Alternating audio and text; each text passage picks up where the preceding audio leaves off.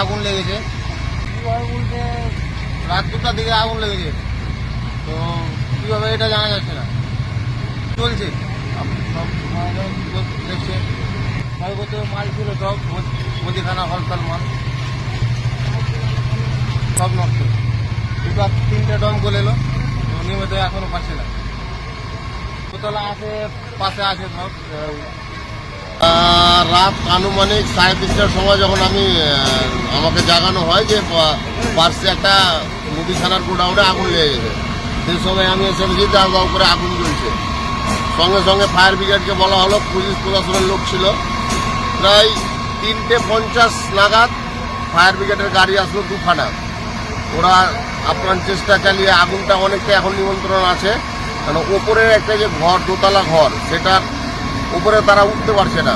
তো এখন সেই তালা ভাঙার পরিকল্পনা চলছে উপর গেটের, ওটা ভাঙলে পরে আশা করি আগুনটা নিয়ন্ত্রণে চলে আসবে। আচ্ছা, আগুনটা কিভাবে লাগলো রাতের অন্ধকারে কেউ বুঝতে পারছে না।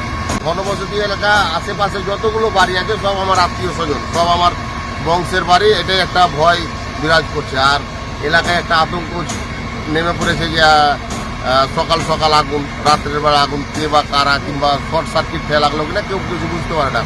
প্রথমে তো 2টো এসেছিল, তারপরে একটা ইঞ্জিন রিটার্ন দিয়ে আবার একটা ইঞ্জিন আসলো। এখন প্রায় আগুন নিয়ন্ত্রণের মধ্যেই চলে এসছে। বাসুদেবপুর আপনার স্টেশন রোড। আমি শামসারগঞ্জ পঞ্চায়েত সমিতি খাদ্য কর্মকর্তা।